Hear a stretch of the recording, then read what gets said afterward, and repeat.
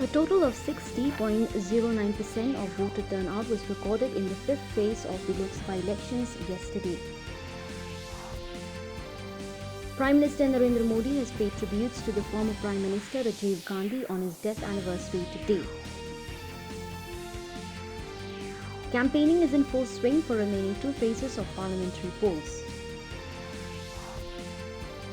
Anti-Terrorism Day is being observed across the nation today. The day marks the death anniversary of former Prime Minister Rajiv Gandhi, who was assassinated on May 21, 1991.